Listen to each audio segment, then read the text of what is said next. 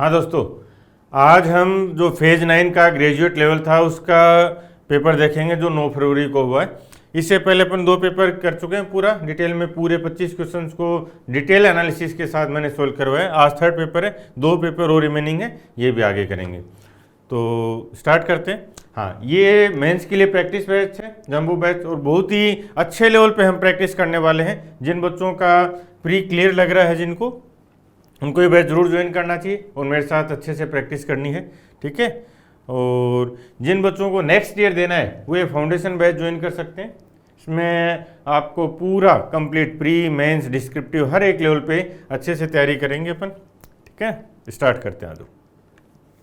ये बोलता है कि 2 वस्तुएं एक्स और वाई, उनका क्रय मूल्य समान है। एक्स को 20% प्रॉफिट पे बेचा गया और वाई को एक्स के विक्रय मूल्य से 126 रुपये कम पे बेचा गया, ठीक है। दोनों वस्तुओं को बेचने पर शुद्ध लाभ यानी जो टोटल प्रॉफिट है वो 14% है। तो दोनों का क्रय मूल्य बताना है, सीपी बताना है। यहाँ देखो बहुत ही आसान है, 2 आर्टिकल हैं और दोनों पर बेचकर हमें 14% का प्रॉफिट है, यानी दोनों पर 14 है।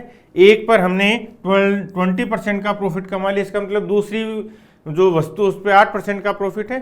क्लियर है। अब एक पर 8% का प्रॉफिट है और एक पर 20% का प्रॉफिट है, तो डिफरेंस है वो 12% का हो गया। क्लियर है। तो जो डिफरेंस है वो 12% है और वो 12% किसके बराबर है? 126 रुपए के बराबर है, ठीक है। तो मैं 100 की वैल्यू बतानी है कि क्या होगी। 12 की वैल्यू 12 प्लस 12 का हाफ है, ठीक है, 126। तो 100 की वैल्यू 100 का 10 टाइम्स यानी 1000 प्लस 100 का हाफ 50 यानी 1050 हमारा आंसर होगा। फटा। देखो अभी कई बार मैं ये बहुत अच्छे से धीरे धीरे थॉट प्रोसेस करवा के गया हूँ। जिन बच्चों को समझ में आ गया है वो मानो आप बहुत अच्छे लेवल पे आपके कॉन्सेप्ट्स हैं। जिनको नहीं समझ में आया है उनको एक बार दोबारा समझा देता हूँ। सबसे पहले तो ये चीज़ क्लियर होनी चाहिए आपकी।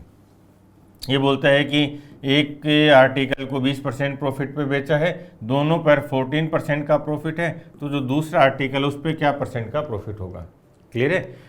जब 2 आर्टिकल हैं, दोनों का क्रय मूल्य समान है, ध्यान रखना भाई, क्रय मूल्य समान है, ठीक है। इसका मतलब यदि हमें 14% का प्रॉफिट पे बेचना है दोनों को, इसको हमने 6% ज़्यादा पे बेच दिया एवरेज से, ठीक है, तो इसको हम एवरेज से 6% कम पे बेचेंगे। एवरेज 14 था तो इसको हम कितने परसेंट पे बेचेंगे? 8% के प्रॉफिट पे बेचेंगे। क्लियर है ये पॉइंट। एक तो तरीका ये था, और दूसरा आप इसको ये देख सकते थे कि 2 आर्टिकल्स हैं, एक पर 14 है, दूसरे पर भी 14 है, तो टोटल 28% का प्रॉफिट होना चाहिए था। एक को हमने 20% के प्रॉफिट पे बेच दिया, तो जो दूसरा बचा उसको 8% के प्रॉफिट पे बेचेंगे, तो दोनों मिला के 28 हो जाएगा। इस टाइप के क्वेश्चंस मेंस में आए हैं, और जो मेंस में प्रॉफिट एंड लॉस के क्वेश्चंस में मैंने कॉन्सेप्ट बहुत डिटेल में समझाया हुआ है, ठीक है। तो आप देख लेना मेंस प्रीवियस ईयर के जो प्रॉफिट एंड लॉस वाले क्वेश्चंस हैं। ये क्लियर हो गया। ये बहुत फास्ट होना था। अब मैं इसको नंबर लाइन पे एक बार दोबारा समझाता हूँ। ये बोलता है कि 2 आर्टिकल्स है, दोनों का सीपी सेम है। एक पर हमने 8% के प्रॉफिट पे बेचा है, यानी 108 पे बेचा, ये 100 है। तो दूसरे को हमने 20% प्रॉफिट पे बेचा, यानी 120 पे बेचा, तो जो डिफरेंस है वो कितना है? 12% का डिफरेंस है। क्लियर है। ये 12% का जो डिफरेंस है, ठीक है ना, ये किसको रिप्रेजेंट कर रहा है? 126 को। 126 कैसे बना? ये माइंड में चलना चाहिए अभी। 120 और 6, यानी जो 12% था उसका 10 गुना और उसका हाफ। तो ये इस 100 के लिए कर दो, इसका 10 गुना, ठीक, और इसका हाफ 1050। क्लियर है। तो अब ये जो पूरी कैलकुलेशन है कितना इजी हो जाएगा यदि आप इसको थॉट प्रोसेस के लेवल पे ले आओ। और ऐसा नहीं है कि ये कोई पहली बार है, ये है जो कॉन्सेप्ट है, ये आर्ग्यूमेंट्स है ना, ये इतनी बार मैं करवा चुका हूँ कि यदि आपने अच्छे से नोट्स बनाए हैं और रिवाइज किया ना, तो आप इसमें बिना पेन चलाए आंसर कर सकते हो। मैं फाइनली रिपीट करता हूँ कि आपको एग्जाम में कितना टाइम लगना था। ध्यान से, एक्स और वाई का क्रय मूल्य सेम है, ठीक है। एक्स को 20% पे बेचा और वाई को विक्रय मूल्य से 126 रुपये कम पे बेचे।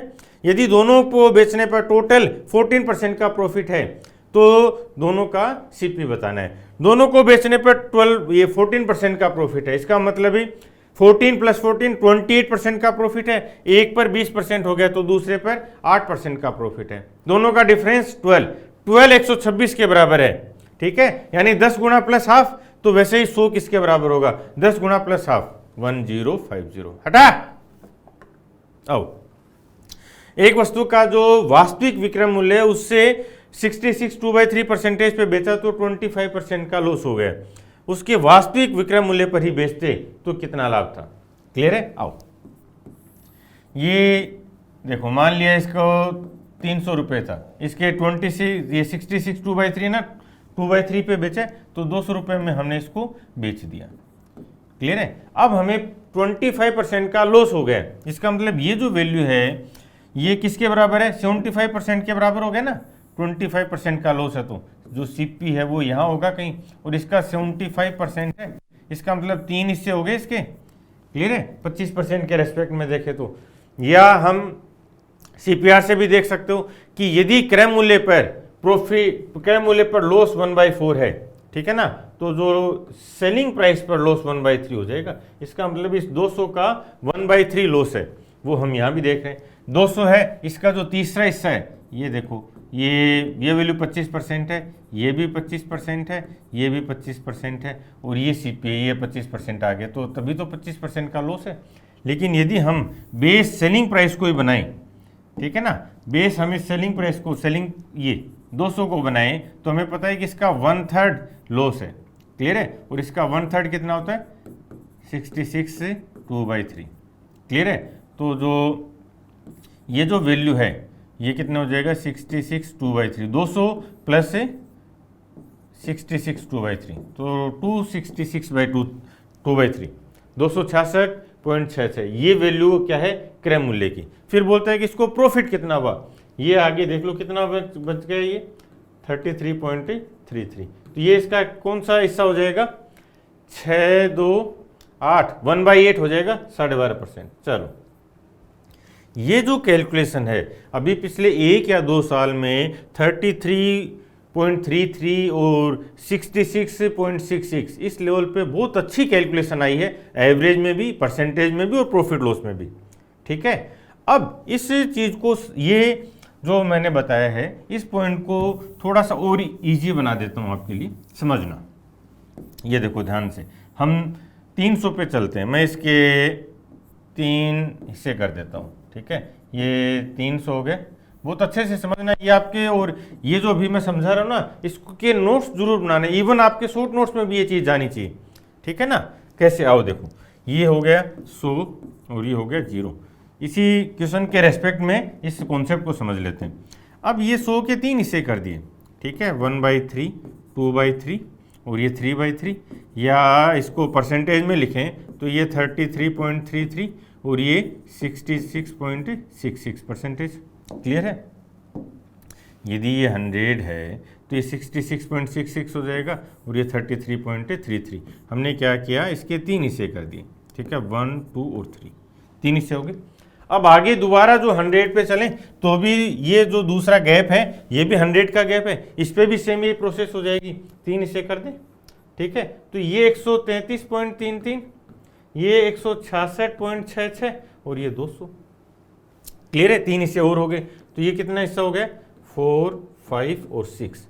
ये आपके माइंड में अच्छे से सेट हो जाना चाहिए। और ये जो नंबर लाइन मैं समझाने की कोशिश कर रहा हूँ आपको, ठीक है, ये जो नंबर लाइन है ये तो आपके शॉर्ट नोट्स में भी रहनी चाहिए ताकि आप बहुत फास्ट इमेजिन कर पाओ। क्लियर है? फिर आगे दोबारा एक बार इसी को इसमें बना देते हैं, 3 हिस्से कर देते हैं। ठीक है, तो ये 233.33, ये 266.66 और ये 300। तो ये 3 हिस्से और हो गए, ये कितना हो जाएगा? 7 8 और ये 9। क्लियर है? ऐसे जितने 100 आते जाएंगे उतने ही 3 हिस्से और बनते जाएंगे। ये पॉइंट समझ में आ गया। अब यदि आपको ये नंबर लाइन इससे पहले पता थे, सपोज आप इसको इस लेवल पे इमेजिन कर पा रहे थे, अब इस क्वेश्चन को देखते हैं अपन दोबारा। देखो, वास्तविक विक्रय मूल्य के 2/3 पे बेचा है तो 25% का लॉस है। ठीक है, तो मान लिया उसका पहला जो विक्रय मूल्य था वो ये 300 था। ठीक है ना, ये 300 रुपये उसका पहला विक्रय मूल्य था, यहाँ पे ये सेलिंग प्राइस था। अब इसके 2/3 पे यानी 200 रुपये पे बेच दिया। ठीक है ना, 200 पे बेचा तो उसको लॉस हो गया, लॉस कितना हुआ 25% का, ठीक है, यानी जो सेलिंग प्राइस है वो पीछे आ गई ना, लॉस है तो कॉस्ट प्राइस तो बड़ी है। क्लियर।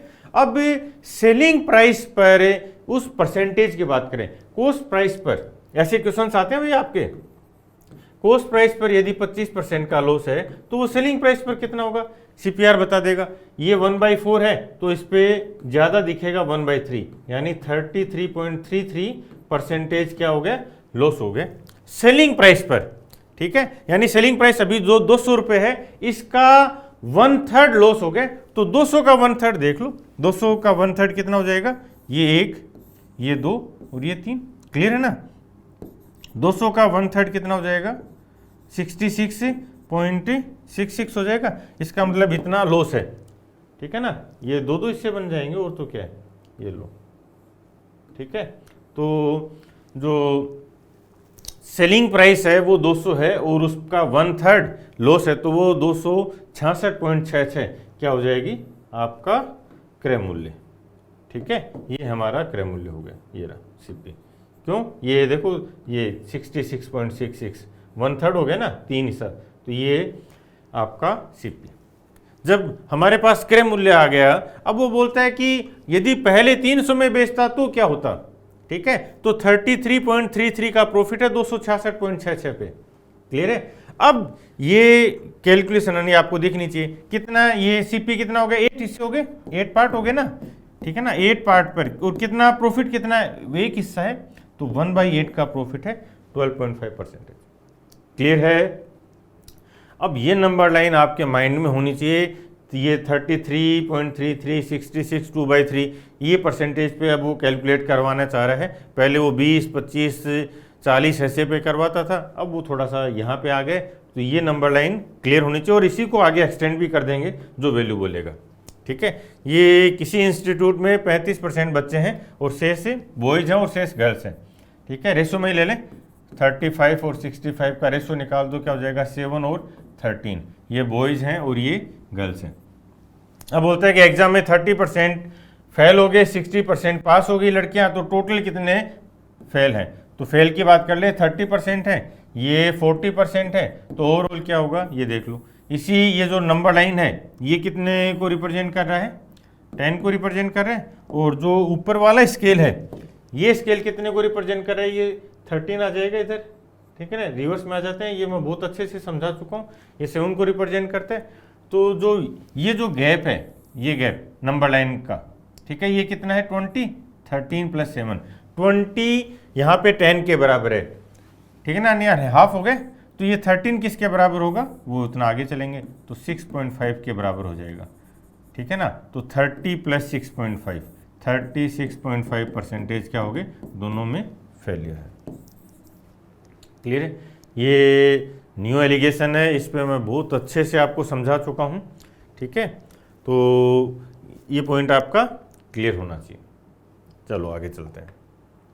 ये पूरी मैथ्स का जो बेस्ट क्वेश्चंस हैं जो बार बार पूछे जा रहे हैं वो मैंने इस क्लास में करवाए।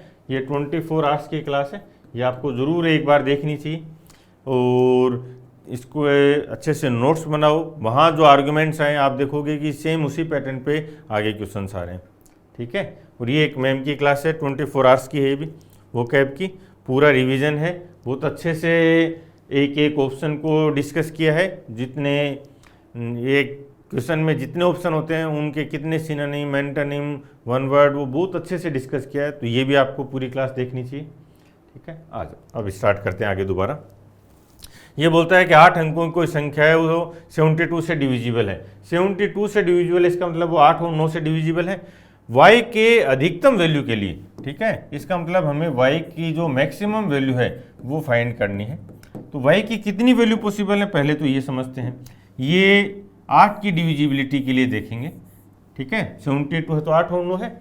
अब जो 8 की बात करें तो 3 डिजिट देखते हैं, ये डिजिट ओड है, यदि ये डिजिट विषम होती है तो हम लास्ट की 2 डिजिट पे बात करते हैं, ठीक है। ये विषम है तो ये 2 डिजिट पे बात करेंगे और इसमें 4 ऐड करने पर हमारा भाग जाना चाहिए पूरा पूरा 8 का। क्लियर। तो ऐड कर देंगे 4 तो क्या हो जाएगा y और 8। इसका मतलब y और 8 इस फॉर्म में 8 का भाग जाना चाहिए। ठीक है, तो ये फॉर्म कब बनती है? y की वैल्यू क्या हो सकती है? 0, 8 हो सकती है, फिर 48 हो सकती है, और फिर 88 हो सकती है। ठीक है ना, ये 40 पे 40 में 8 का भाग चला गया तो अगले 40 में दोबारा चला जाएगा। ठीक है, तो जो y की वैल्यू है वो 3 वैल्यू पॉसिबल है, 0, 4 और 8। ये इस पैटर्न पे लगातार क्वेश्चंस आ रहे हैं, तो आपको ये चीज़ें बहुत अच्छे से क्लियरिटी के साथ और जल्दी से जल्दी सोल्व करने के लेवल पे आप क्लियर हो। ये तो मुझे बताने में इतना टाइम लगता है, अदरवाइज जब क्लियर है ना आपका माइंड तो बहुत आसान हो जाएगा। देखो यहाँ से ये बोलता है ये ओड है तो 4 ऐड करने पर होगा, तो 0, 8 हो गया ये। ठीक है, फिर 4, 8 हो गया और 8, 8 हो गया, मैक्सिमम है तो 8 वैल्यू हो जाएगी। क्लियर है? अब ये आगे चल के ये भी पूछेगा कि y की अलग अलग वैल्यूज के लिए x की क्या वैल्यूज हो सकती हैं। ठीक है, तो y की 3 वैल्यू हैं, इन तीनों के अकॉर्डिंग x की अलग अलग वैल्यू हो जाएंगी। ये यहाँ पे इस पर्टिकुलर इस क्वेश्चन में क्या बोला कि y की मैक्सिमम वैल्यू के लिए बताओ, तो इस 8 के लिए फाइंड कर लेते हैं, इसकी 8 वैल्यू ले लेते हैं। 9 हो गया, डिजिट सम लगा दें 9 के लिए, 9 को कैंसिल आउट करते चलो, 8, 16 और 2, 18, ये भी कैंसिल हो गए, 4, 8 और 3, 11, तो 7 हो गए, x की वैल्यू 7 हो गई। अब इसको सिंप्लीफाई कर लो, 7, 5, 35 प्लस 24 माइनस 56, 7, 8, 56, कितना हो गया? 59 माइनस 56, 3। क्लियर है? ये इस पर आप वर्क कर लेना भाई, अच्छे से क्वेश्चंस बना रही है। 125 की डिविजिबिलिटी पे आ गया ये, 4, 3, 9 x, y, 5 125 से डिविजिबल है, तो ऐसी कितनी संख्याएं होंगी? अब 6 अंकों से कोई रोल नहीं है, वो चाहे कितने भी आगे अंक लगा दे, 125 के लिए हम लास्ट के 3 डिजिट को चेक करते हैं हमेशा। ठीक है, और ये मैं बहुत अच्छे से पहले बता चुका हूँ। 125 के लिए हमें चेक करना है तो लास्ट की 3 डिजिट चेक कर लो जिनमें 125 का भाग जाना चाहिए, तो वो 125 का पाड़ा ही हो जाएगा। ठीक है ना, ये 125 की टेबल ले लो, ये 625, 750, 875 और फिर 1000, यानी लास्ट के 3 जीरो।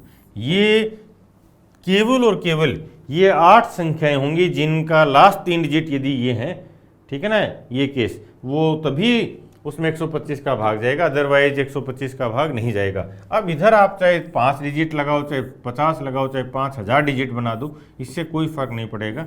जो लास्ट की 3 डिजिट है वो ये 3 डिजिट होनी चाहिए। क्लियर है?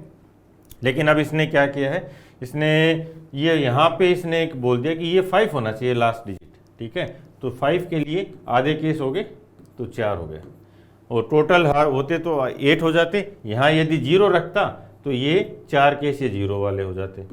ठीक है, अब ये यहाँ पे यदि लास्ट के 2 0 बना देता, लास्ट में मान लो ये 2 0 बना देता, तो एक केस ये बनता और एक केस ये बनता।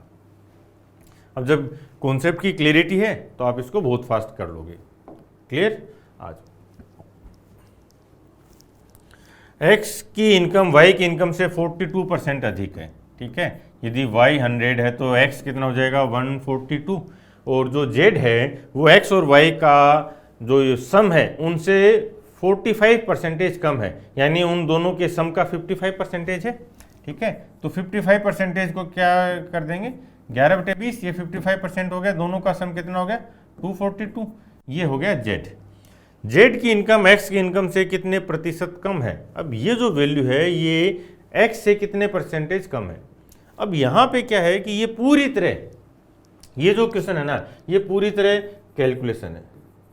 ठीक है ना, ये और कुछ नहीं चाह रहा, ये सबको पता है ये फॉर्म बनाना, ये चाह रहा है कि भाई कैलकुलेट करके बता इसको, कैलकुलेशन में कितना टाइम खराब करेगा।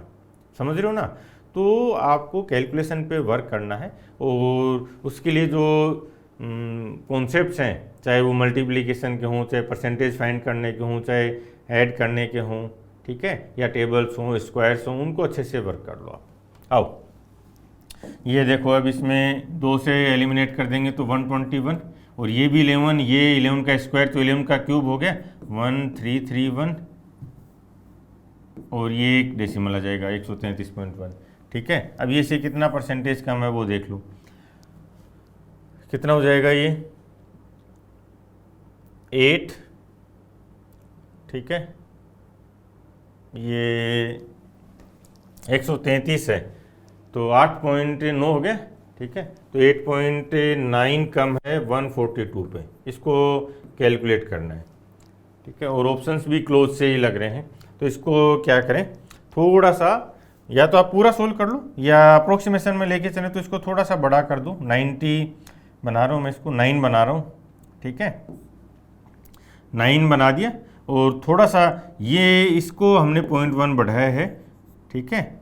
18 देखो एक बार, 8.9 बाई 142 इंटू 100, इसको सोल्व करना है, क्लियर है। अब ये 89, ये जीरो इसको दे दिया तो ये हो गया 89 और ये हो गया 142, क्लियर है। अब इसको थोड़ा सा और इम्प्रूव करें तो ये हो गया 90, इसको मैं बढ़ा रहा हूँ।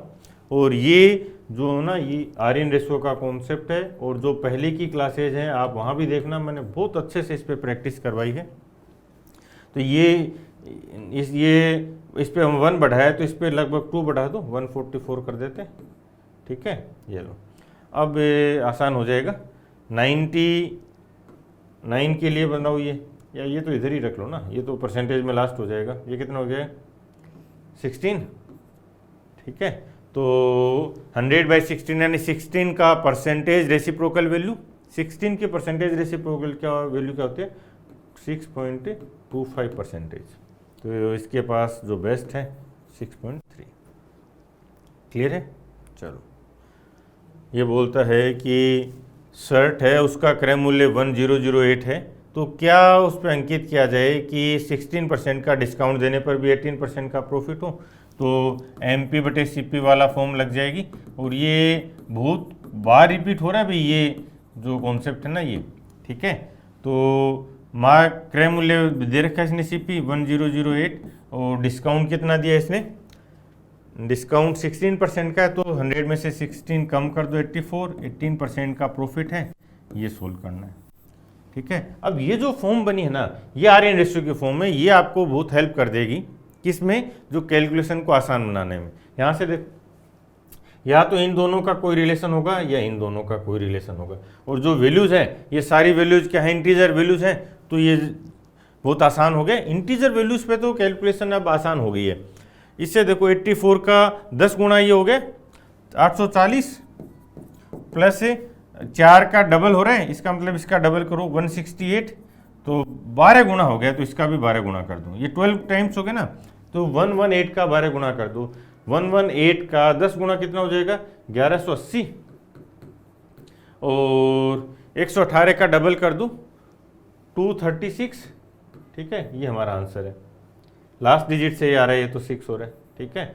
लास्ट डिजिट से भी अपन आंसर कर सकते थे, 18 गुना 12 था तो लास्ट डिजिट 6 आती, क्लियर है। और अब इसको वैसे भी देख लो यार, कोई फर्क नहीं पड़ना, ये 1 हो जाएगा और एक कैरी होके 1416, ठीक है। 25,000 रुपये का 2/5 ईयर्स के लिए 10% की रेट से कंपाउंड इंटरेस्ट क्या होगा, और कंपाउंड एनुअली हो रहा है, तो 25,000 के लिए क्या हो जाएगा, 3 साल के लिए तो पूरा रेट लगेगी 10%, ठीक है। 3 साल के लिए 10% रेट लगेगी, और फिर जो 2/5 साल है यानी 40% टाइम है, जो पूरा साल था वो 12 महीने का है, तो उसका ये 2/5 ईयर ही तो हुआ ना, ठीक है। 2/5 ईयर का मतलब 40% टाइम लिया इसने पूरे साल का, तो जो रेट है वो भी क्या हो जाएगी 40% हो जाएगी। 10 का 40% 4, तो 104/100। ये ध्यान रखोगे, मान लो ये 100% टाइम है और ये 100% रेट है, क्लियर है। अब ये टाइम 6 महीने का, 1 साल का, जो भी ये बोले ना उसी के रेस्पेक्ट में बन जाएगा। अब यदि टाइम को हमने हाफ कर दिया ना, ठीक है, तो क्या हो जाएगा, रेट भी हाफ हो जाएगी, ये ध्यान रखोगे, क्लियर है। टाइम यदि हमने 40% कर दिया है तो जो रेट है वो भी 40% हो जाएगी। तो इस केस में टाइम को इसने 40% कर दिया, आगे चल के 3 साल तो पूरा रखा, फिर 40% है, तो जो ये पार्ट बनेगा, जो रेट है वो भी हम 40% कर देंगे, तो हमारे पास जो रेट है 10, उस 10 का 40% कर देंगे 4, ठीक है। या अब इसको सिंप्लीफाई करना है, क्लियर है। सिंप्लीफाई कर दो, ये 3 0 तो ये कैंसिल हो गए, और ये 4 से गया, और ये 26 हो गए, ठीक है, 52 और ठीक है। अब इसको सिंप्लीफाई करना है और लास्ट डिजिट में भी 2 में सेट हो रहा है यार, कोई नहीं, फटाफट कर दो इसको। यहाँ हमें क्या मिलेगा, ये 11 का क्यूब हो गया 1331 इंटू 26। हमें जो वैल्यू मिलेगी वो अमाउंट की मिलेगी, इसने ये इंटरेस्ट पूछा है तो उसमें से 25,000 कम कर देंगे। आ जाओ, तो ये 26 से एक साथ ही मल्टीप्लाई करते हैं, 26 से 1 26, ठीक है, 2 कैरी हो गया, 26 3 78, 2 ये 80, तो जो कैरी हो गया 8, ठीक है, 6 होगा ना। और फिर 26 गुणा 3, ये लास्ट में 2 डिजिट, तो यहाँ से अभी आंसर आ गया लास्ट 2 डिजिट से, बट अब आगे ना कैलकुलेट करने की रिक्वायरमेंट नहीं है, फिर भी चलो मैं पूरा करवा देता हूँ। आप घर पे करो तो पूरा कर लिया करो, लेकिन घर पे करते टाइम पहले अब यहाँ पे आंसर देख लो एक बार कि यार मैं जो कैलकुलेशन कर रहा हूँ मुझे वहीं तक कैलकुलेट करना है जहाँ मेरा आंसर आ गया, उसके बाद एग्जाम में बिल्कुल नहीं करना है। अब यहाँ पे मैच कर लो आप कि यार मैंने जो रोका है वो कैलकुलेशन सही है क्या, क्लियर है। तो यहाँ से देख लो 26 गुणा 3 78, 78 और 8 86, ठीक है ना, ये और 8 कैरी अभी भी, क्लियर है। तो 26 1 26 और 8 34, इसमें से 25,000 अपन यदि घटा देंगे तो कितना हो जाएगा 6069, यही है, ये होना ही यही है आप, क्योंकि मैथ्स तो जो वर्क ऐसे ही करता है, ठीक है ना, मैथ्स का जो वर्किंग है वो यही है। अब कभी भी ये मत सोचना इसके लिए कि ये नहीं होगा, कैसे होगा, क्या होगा, मैथ्स का वर्किंग ऐसा ही। यदि आप इन मेथड्स पे वर्क कर लेते हो, जो मैं पूरे कोर्स में भी मैंने समझाया है और बहुत डिटेल में अच्छे से अप्लाई कर करके समझाया है, ठीक है ना, तो ये चीज़ें आसान है, कैलकुलेशन आसान है। और यदि आप इसमें ये चीज़ें नहीं देख पाते हो, ठीक है, तो आपको थोड़ा सा टाइम ज़्यादा लगेगा, और एक्चुअल में जो लड़ाई है वो टाइम की तो है, वो टाइम की लड़ाई है, उसको कैसे जीतेंगे, उसको कैलकुलेशन फास्ट करके और जो कैलकुलेटिव क्वेश्चंस को सोल्व करने के मेथड्स हैं उन पे वर्क करके जीता जाएगा। चले आगे, ये मैम की क्लास है स्पोर्टिंग एरर्स की, ठीक है ना, लगभग 500 क्वेश्चंस करवाए प्रीवियस ईयर वाले, और इस सारे जो कॉन्सेप्ट हैं वो इस 10 घंटे की क्लास में कवर हो जाएंगे, ठीक है। तो ये पूरी क्लास आपको अच्छे से देखनी है, नोट्स बनाने हैं, ठीक है। आपका स्पोर्टिंग एरर में आप एक अलग ही लेवल पे आ जाओगे, जो क्वेश्चंस बन रहे हैं जितने पैटर्न के वो सारे डिस्कस हो गए। ये बोलता है कि 7410 की अमाउंट को ABC में इस प्रकार से डिवाइड करना है कि A का जो ABC में डिवाइड करना है, A का जो हिस्सा है वो 9 है और इन दोनों का जो पार्ट है वो 17 है। फिर बोलता है कि A जो C का हिस्सा है वो A और B का कंबाइन करें तो C का 5 है और A और B का कंबाइन 8 है। B और C का अनुपात बताना है। तो सबसे पहली चीज़ तो ये जो वैल्यू है ना, ये रेड हेरिंग है, ठीक है, ये रेड हेरिंग है। रेड हेरिंग का मतलब है, रेड हेरिंग जब आप मैम की जो बुक्स पढ़ते हो, क्लोज टेस्ट, जम्बल्ड, उनमें रेड हेरिंग वर्ड को बहुत अच्छे से समझाया। और रेड हेरिंग एक बहुत ही इम्पोर्टेंट रोल प्ले करता है मैथमेटिक्स में कैलकुलेशन बढ़ाने के लिए, ठीक है। रेड हेरिंग का मतलब ये होता है कि कोई भी ऐसी वैल्यू मैथमेटिक्स कंटेक्स्ट में देखें जो आपको अननेसेसरली कैलकुलेशन करने के लिए दी हो या जो ध्यान भटकाने के लिए दिया हो। एक्चुअल में रेड हेरिंग का मतलब क्या होता है, जो ध्यान भटकाने के लिए देता है। जैसे जम्बल्ड, पैसेज, क्लोज टेस्ट, उनमें बहुत से ऑप्शंस है ना, वो रेड हेरिंग के रूप में डालता है जो आपका ध्यान भटकाता है सही आंसर से। यहाँ पे वो क्या करता है, कैलकुलेशन बढ़ाने के लिए करता है। अब यदि कोई बच्चा इस पे कैलकुलेट करने लग गया, क्योंकि जनरली क्या होता है कि हम जब ये रेशियो के क्वेश्चंस करते हैं सोल्व, तो हमारे इस रेशियो को डिवाइड करते हैं, ये करते हैं। लेकिन यहाँ देखो, परसेंटेज और रेशियो और एवरेज, इन तीनों के जो कॉन्सेप्ट्स हैं वहाँ पे मैक्सिमम जो अच्छे क्वेश्चन बनाता है उसमें ये रेड हेरिंग वाला गेम खेलता है। इसको समझना अच्छे से। ये क्या बोला देखो, एक बार मैं समझाता हूँ कैसे आइडेंटिफाई करेंगे हम रेड हेरिंग को। ये बोला कि ABC में डिवाइड करना है, फिर A का और B प्लस C का रेशियो दे दिया, फिर बोला C का और A प्लस B का रेशियो हमें गिवन है, ये रहा, ठीक है। और फिर बोला कि B और C का रेशियो बताओ, 2 रेशियो गिवन है, तीसरा रेशियो फाइंड करना है। इसका मतलब इसका कोई रोल नहीं है। आओ देखो कितना आसानी से कर सकते हैं। इनमें टोटल मान लो हमारे पास ये 17 ये और 9 ये, टोटल कितने पैसे हो गए, 26 रुपये हो गए, ठीक है, 26 रुपये। और यहाँ पे कितने हैं टोटल, 13 रुपये, इसका मतलब डबल कर दें, रेशियो को डबल कर देंगे तो भी तो कुछ फर्क नहीं पड़ेगा। तो ये कितना हो जाएगा 16 और ये कितना हो जाएगा 10, तो ये भी 26 हो गए। अब आसान हो गया, सी के पास 10 रुपये हैं, ए के पास 9 रुपये हैं और दोनों के पास 17 रुपये हैं, तो बी के पास 7 रुपये हैं। बी और सी का रेशियो 7 और 10। हटा टास साउंड की घटा, ये एटीट्यूड आना चाहिए अब, ठीक है ना। ये जो मुझे टाइम लग रहा है इन क्वेश्चंस को सोल्व करने में नहीं, एक्सप्लेन करने में लग रहा है, समझ रहे हो ना। मैं समझा रहा हूँ आपको एक एक पॉइंट, ताकि जब आप इन पे प्रैक्टिस कर लो, अच्छे से नोट्स बना लो, तो आपको जब एग्जाम में बैठो ना तब टाइम नहीं लगना चाहिए। क्लियर है पॉइंट? आ जाओ दोबारा देख लो एक बार। ये बोला कि इतने रुपए को ए बी सी में डिवाइड करो, ए का और बी प्लस सी का रेशियो 9 और 17 का है, और सी का और ए प्लस बी का जो रेशियो है वो 5 और 8 का है, तो बी और सी का बताओ, ठीक है। इस वैल्यू का कोई रोल नहीं है क्योंकि रेशियो में बात चल रही है, तो ये रेड हेरिंग है। क्लियर? हमें पता है कि ए के पास यदि 9 रुपये हैं तो बी और सी दोनों के पास 17 रुपये हैं, दो टोटल तीनों के पास 26 रुपये हैं। फिर बोला कि यदि सी के पास 5 रुपये हैं तो ए और बी के पास 8 रुपये हैं, लेकिन ये तो टोटल 13 ही हुए, हमारे पास 26 रुपये होने चाहिए थे टोटल, तो हमने इसको डबल कर दिया। तो इसका मतलब ए और बी के पास 16 रुपये हो गए और सी के पास 10 रुपये हो गए। अब ये कितना आसान हो गया देख लो, ए के पास 9 रुपये हैं, ये रहे 9 रुपये, सी के पास 10 रुपये हैं, ये रहे 10, ठीक है ना, और दोनों के पास 17 है तो बी के पास 7 रुपये हो गए। इधर से देख लो, बी और ए के पास 16 रुपये हैं, जिनमें से 9 ए के पास हैं, तो बी के पास 7 रुपये हो गए। बी और सी का रेशियो पूछा इसने, कितना हो जाएगा 7 और 10। चलें आगे। एक ग्रुप में कुछ बॉयज़ हैं, उनका एवरेज 45 है, ठीक है, कुछ बच्चे उनका एवरेज 45 है, 39 औसत वजन वाले 10 बच्चे शामिल हो जाते हैं। यानी कम वजन वाले बच्चे ग्रुप में आए तो उन्होंने क्या किया, उन्होंने एवरेज को कम कर दिया, ठीक है, क्योंकि ये देखो हल्के आ गए ना, 6 किलो हल्के बच्चे आ गए।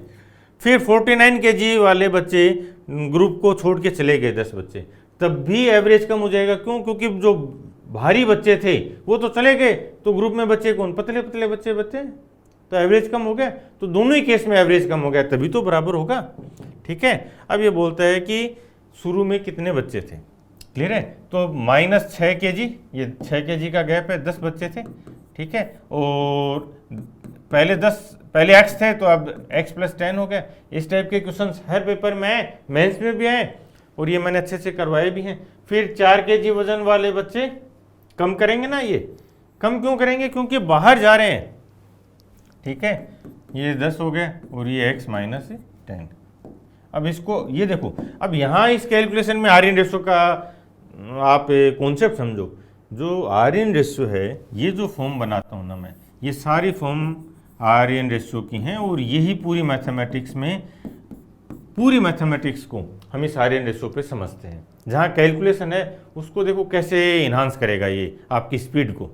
दोनों तरफ से माइनस कटा दिया, ठीक है, तो ये क्या बचा 60/x + 10 और ये 40 और ये x - 10। तो अब ये बोलो कि x की वैल्यू क्या है, x की वैल्यू दिख रही है 50 है, साफ साफ 50 + 10 60 और 50 - 10 40, तो x कितना 50। पहले कितने बचे थे 50 50।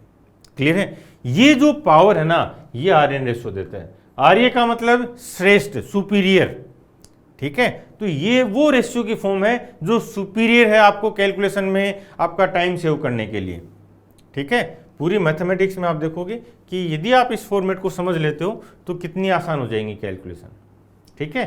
तो आप कभी भी ये मत सोचो कि आप इनको ये क्रॉस मल्टीप्लाई कर दिया, भाग दे दिया, कैंसिल आउट कर दिया, काटापेटी कर दी और स्पीड आ जाएगी, नहीं, वहाँ भी हमें कॉन्सेप्ट सीखने हैं। चलो, 52 संख्याओं का औसत 48.5 है, ये भी बहुत स्टैंडर्ड है, ठीक है, कि ये बोलता है कि 52 नंबर्स और उनका एवरेज 48.5 है। जो पहली 22 संख्या उनका एवरेज 59.8 है, 59.8 इससे ज़्यादा है, ठीक है, ये फर्स्ट 22 के लिए, और जो लास्ट 32 हैं, ठीक है, उनके लिए कितना है 41.7। अब 21वीं और 22वीं दो संख्याओं को यदि अपन हटा दें तो जो बची हुई संख्या है उनका एवरेज क्या होगा, तो यहाँ से एक चीज़ क्लियर हो गई कि जो दो संख्याएं देखो 22 और 32 टोटल कितने हो गए 54। इसका मतलब दो संख्याओं का हमने दो बार काउंट किया हुआ है। एक्चुअल में तो 52 होनी चाहिए थी, लेकिन 22 और 32 54 हो रही हैं, तो हमने दो बार ऐड किया हुआ है दो संख्याओं को। उन दो संख्याओं को अपन हटा देते हैं। उनको हटाने के बाद इस एवरेज पे क्या असर होगा वो चेक कर लेंगे। ये कितने संख्याएं हैं 22, और ये गैप कितना है 48.5, 50 तक 1.5 और फिर 9.8, तो 10.8 और 11.3, ठीक है ना, और ये 22 हो जाएगा। ठीक है, तो ये तो प्लस हो गया, आगे चला गया ना, इन संख्याओं के पास ज़्यादा है। ठीक है, और ये पीछे है, ये माइनस है। कितनी संख्या है 32, और एक संख्या कितने है कमी है, एक के लिए देख लो 0.3 यानी 42, तो 6.8, इसमें यदि 0.3 ऐड किया तो 42 हो गया, और 6.5 ये है तो 6.8, ये माइनस है, ये कमी है ना 6.8। एक संख्या 6.8 कम है तो 32 संख्याएं टोटल कितनी कमी है। एक संख्या 11.3 ज़्यादा है तो 22 संख्याएं टोटल कितना ज़्यादा है। ठीक है, अब इन दोनों में देख लेते हैं किसका पलड़ा भारी है, उधर ही दोनों संख्याएं चली जाएंगी। तो ये हो जाएगा 226 इंटू 11, इसको डबल कर दिया, डेसिमल लगाते रहेंगे। अब 11 से मल्टीप्लाई कर दो, ठीक है ना, 6 6 2 8 2 2 4 और 2, ठीक है, और 248.6, ये तो प्लस का हो गया। माइनस वाला देख लो, तो 6.8 इंटू 32, 2 से मल्टीप्लाई कर देंगे तो 6 और 136, 3 से मल्टीप्लाई कर दो 180 और 24 204, ठीक है, तो ये 204 हो गए। तो ये 7 217.6, 217.6 ये माइनस है तो माइनस कम कर देते हैं इसको, ये 0 1 और 3, प्लस का 31। प्लस का 31 ये बताता है कि जो दो संख्याएं हैं उन दोनों के पास टोटल 31 ज़्यादा है, किससे, इस एवरेज से, इससे। ठीक है ना, तो जो दोनों संख्याएं वो किधर चली जाएंगी, प्लस का है तो आगे चली जाएंगी। ये मैंने लास्ट क्लासेज में भी बताया भाई, ये बहुत अच्छा कॉन्सेप्ट है जो आजकल लगातार पूछ रहा है। ठीक है, तो वो प्लस 31 आगे चली जाएंगी दोनों संख्याएं। क्लियर है, दोनों संख्याओं के पास 31 एक्स्ट्रा है जो हमारा एवरेज था 48.5 से। क्लियर है, इसका मतलब जो दो संख्याएं हटाई तो वो 31 लेके निकल गई, 31 है भैया। ठीक है ना, जो इस टाइप की कई बार क्या होता है कि जो मैं बोलता हूँ ना वो फास्ट बोला जाता है, ठीक है, और लिखते हैं वो और भी धीरे हो जाते हैं, और जब सोच रहा हूँ वो और भी फास्ट है।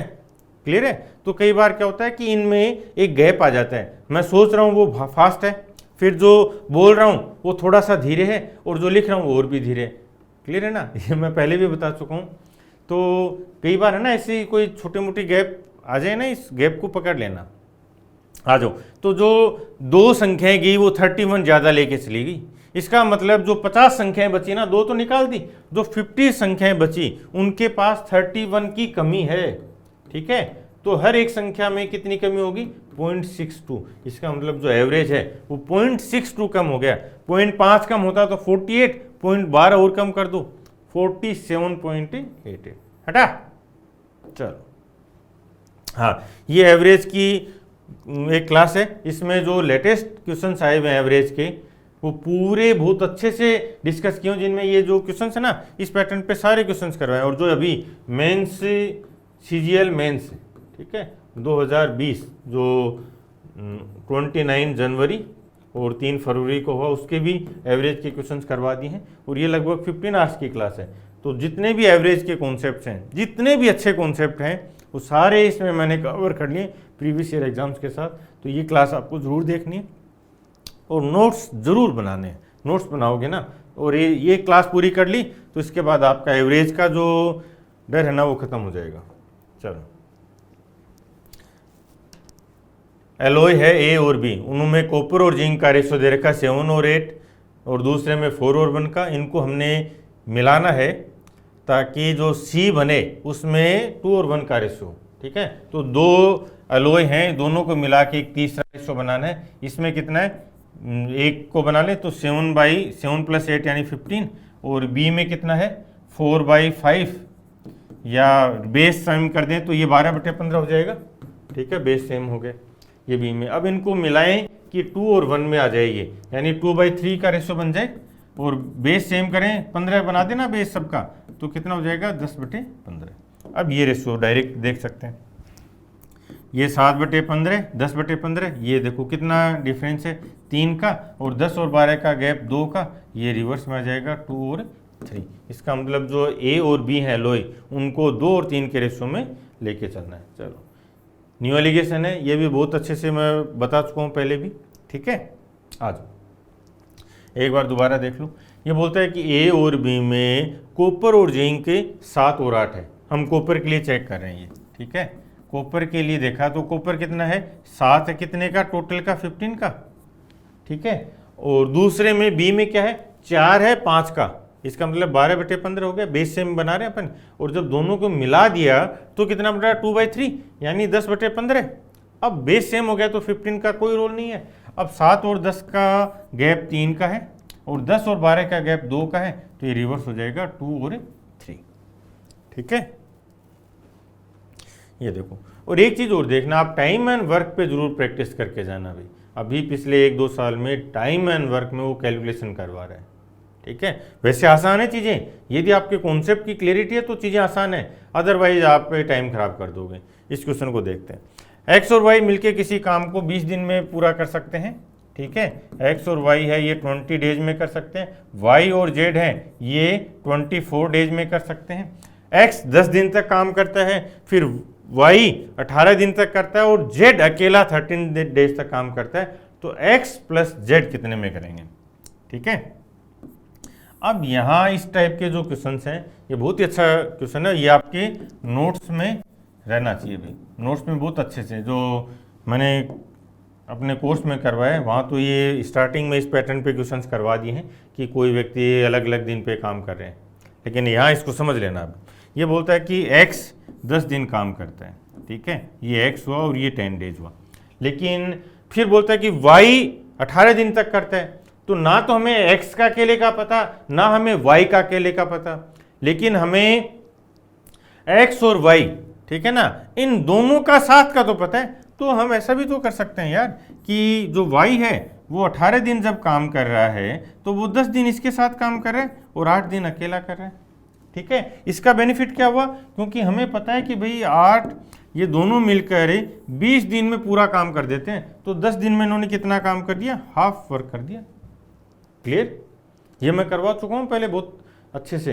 अब एप्लीकेशन आप देखते चलो इसकी, क्लियर है। फिर बोलता है कि जो जेड है उसने 13 डेज काम किया है, लेकिन हमें जेड का अकेले का नहीं पता, हमें वाई का भी अकेले का नहीं पता, लेकिन वाई और जेड का दोनों का साथ का पता है। तो क्यों ना हम जेड को यहां से शुरू करवा दें, ठीक है, दोनों के साथ ये जेड आ जाएगा। अब जेड ने 8 दिन तो वाई के साथ काम कर लिया और 5 दिन अकेले काम कर लिया। दोनों मिलकर 24 दिन में पूरा काम करते, तो दोनों मिलकर 8 दिन में कितना काम करेंगे, 1/3। हाफ इन्होंने कर दिया, 1/3 इन्होंने कर दिया, बचा कितना 1/6। ये फ्रैक्शन वैल्यूज याद हो जानी चाहिए भाई। ये 1/6 बचा है, 1/2 + 1/3 + 1/6 ये 1 होता है। और इसकी कितनी एप्लीकेशंस होंगी जो मैं आपको करवा के जा चुका हूँ, ये याद होनी चाहिए, ठीक है। जेड की बात करते हैं। जेड ने 5 दिन में 1/6 काम किया है, तो पूरा काम कितने दिन में करेगा, 6 से मल्टीप्लाई कर दो 30 डेज में, ठीक है। तो जो जेड है ये 30 दिन में पूरा काम कर देगा, ठीक है। तो अब एक्स और जेड इन दोनों पे वर्क करना है। देख लो तीनों का एलसीएम कितना हो जाएगा 120, इन दोनों की एफिशिएंसी 6, ये 5 और ये 4। इसका मतलब जेड अकेले की एफिशिएंसी 4 है, वाई और जेड की 5 है, तो वाई 1 हो गया, ठीक है। वाई 1 हो गया तो एक्स अकेला 5 हो गया। तो एक्स की एफिशिएंसी 5, जेड की एफिशिएंसी 4, दोनों की कंबाइंड एफिशिएंसी कितनी हो जाएगी 9। तो 120/9 में ये पूरा काम कर देंगे, ठीक है। लेकिन अच्छा 75% ही पूछा भी इसने, ठीक है। तो 75% दिन लग जाएंगे, तो टाइम भी 75 यानी 3/4 कर दो। ये कितना हो जाएगा, ये 3 12 10 डेज, ठीक है, ये 10 दिन।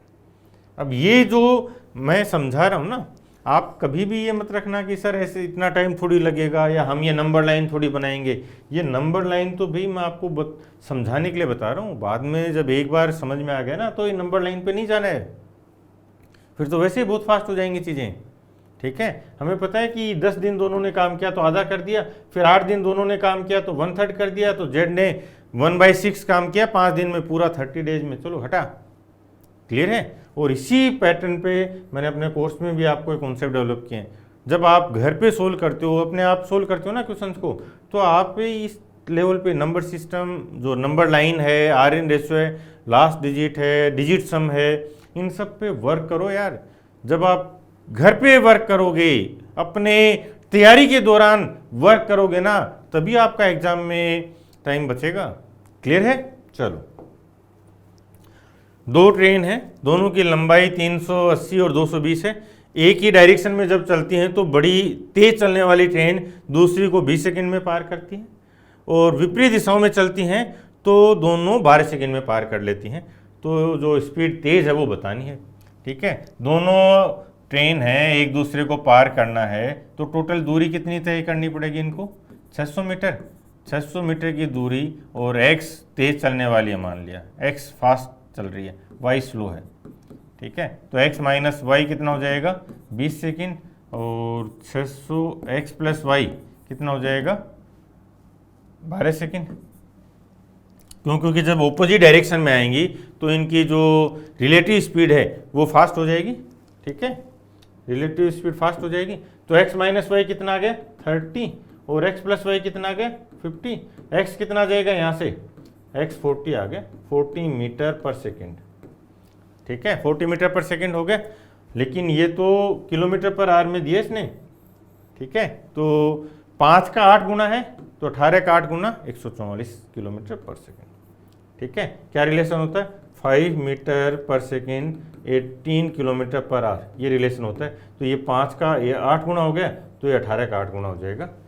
क्लियर है। चलो, ये अलजेब्रा आ गया। यहाँ से मैंने पूरे जो क्वेश्चंस हैं उनको टॉपिक वाइज एक साथ सेग्रीगेट किया है, तो आप ये भी समझ सकते हो, देख सकते हो कि किस टॉपिक से कितना क्वेश्चंस आ रहे हैं, कैसे क्वेश्चंस आ रहे हैं, ठीक है। 8x⁶ प्लस 5x³ माइनस 1, अच्छा ये पूछा है, और 2x माइनस 1/x 7 है। तो पहले क्यूब कर दें इसका, 2x माइनस 1/x 7 है, तो क्यूब करेंगे तो 8x³ minus 1/x³ minus 3ab, और a माइनस b ये हो जाएगा 7 का क्यूब 343। यहाँ से 8x³ माइनस 1/x³ ये माइनस है तो उधर जाके प्लस होगा, ठीक है, ये कैंसिल हो गया। तो 3 गुणा 2 6 7 42 42, ये 42 इधर आके प्लस हो जाएगा, तो 385 हो गया, ठीक है। तो ये वैल्यू आ गई हमारे पास 385। लेकिन इसने क्यूब में नहीं पूछा, इसने तो पावर 6 में पूछा है, ठीक है ना, पावर 6। तो इसको x³ से मल्टीप्लाई कर दें, पावर 6 आ जाएगा। तो ये हो जाएगा 8x⁶ माइनस 1, और ये इक्वल हो जाएगा 385x³, ठीक है। ये भी एक स्टैंडर्ड पैटर्न है। अलजेब्रा ट्रिगो बहुत आसान है, उनमें स्टैंडर्ड पैटर्न के अलावा कहीं लेके ही नहीं जाता, ठीक है। तो हमने देखा कि 8x⁶ माइनस 1, इसकी वैल्यू कितनी है, 385, और 5 हो गया तो ये हो गया 390x³। क्लियर है। और दूसरा इधर ये इसकी वैल्यू भी कितनी है, 385, और इसमें से इसने 25 कम कर दिया तो 360x³, ये कैंसिल हो गया, और 13/12, ठीक है, स्टैंडर्ड है ये।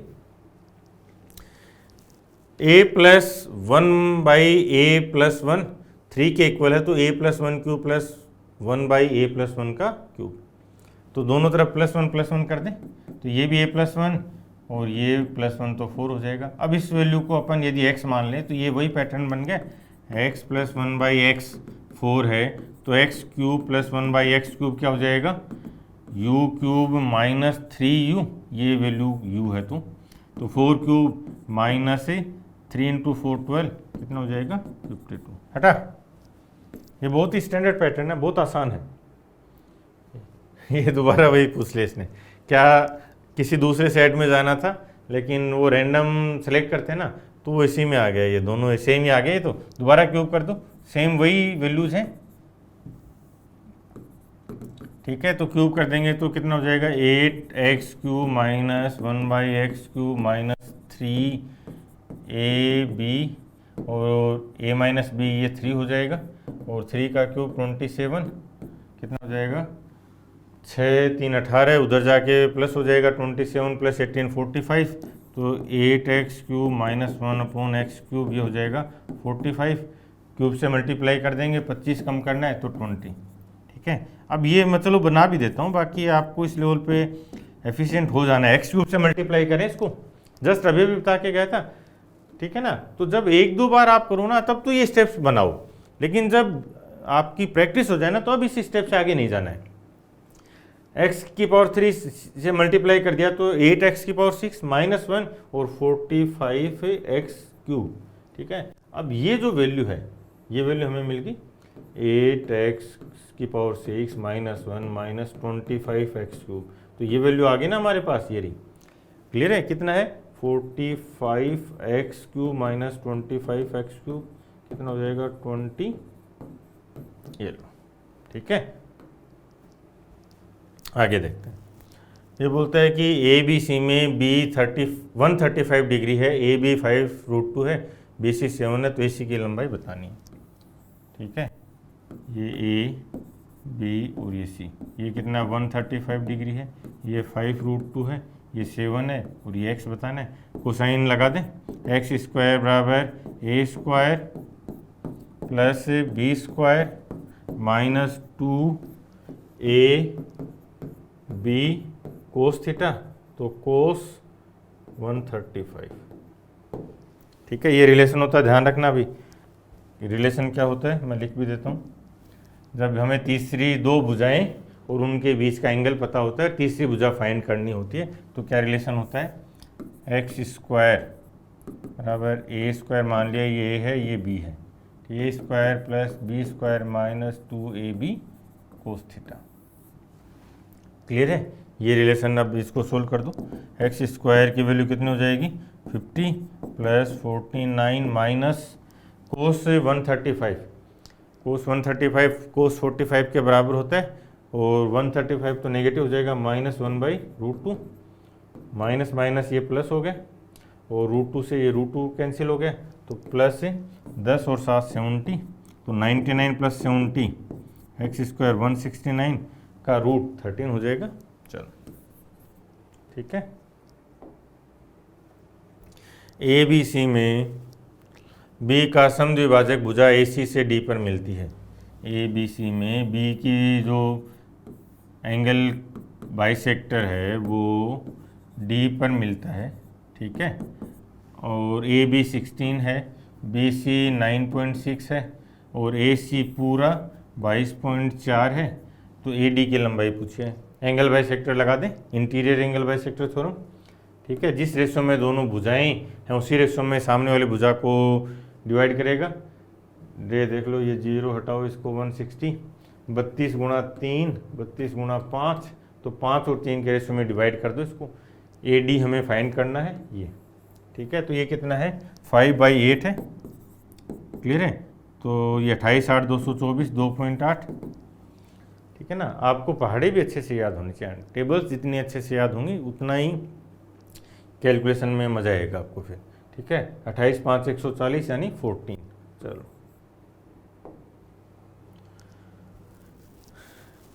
एक ट्रायंगुलर पार्क है जिसका एरिया फाइंड करते हैं। अच्छा ठीक है, भुजाएं दे रखी हैं 160 300 340, और एक सर्कुलर पार्क का के एरिया का 417/22 है। अच्छा, तो पार्क का पेरीमीटर बताना है। अब यहाँ देखो एक तरीका क्या है, हम यहाँ हेरोन्स फॉर्मूला लगा के सोल्व कर सकते हैं, लेकिन दूसरा थोड़ा सा टाइम दोगे कि कहीं ये पाइथागोरियन ट्रिपलेट्स तो नहीं है। और जब ये वैल्यू आ जाए तो जहाँ मैंने पहले एक पाइथागोरियन ट्रिपलेट पे बहुत अच्छी सी क्लास बनाई हुई है, उसमें सारे जो पाइथागोरियन ट्रिपलेट्स हैं उनकी लिस्ट भी दी हुई है, ठीक है ना। तो वहाँ जहाँ अपने नोट्स बनाए हैं, अपने शॉर्ट नोट्स बनाए हैं, उनमें इन वैल्यू को लेके चलना है। इसको चेक कर लो, एक बार तो चेक करना पड़ेगा, लेकिन बाद में क्या होगा कि जो संख्याएं आएंगी ना वो घूम फिर के वही बनती है, तो देखा सा लगता है, तो समझ में आ जाता है।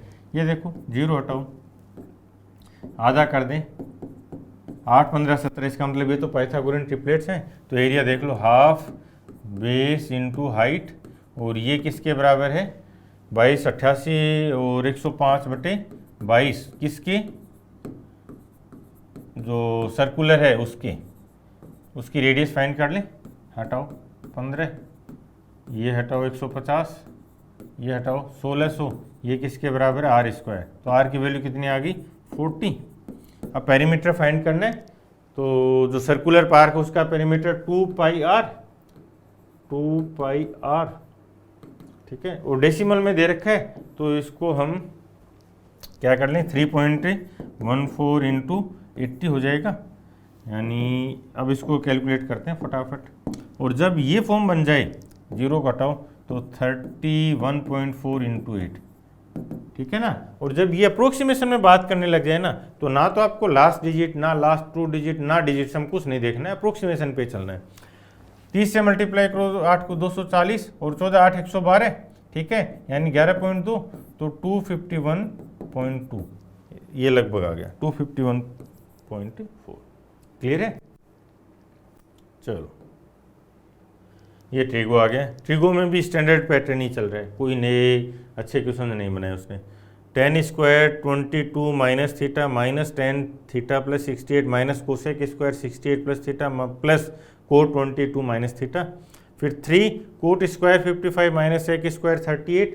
तो जैसे ही ये दोनों 52 38 ये दिख रहे हैं ना, तो आपके माइंड में आ जाना चाहिए कि इनको कन्वर्ट करके जो आइडेंटिटी हैं वो अप्लाई करने, सीधा सा, ठीक है। 2 cosec square 28 minus tan square 62 apply कर दें।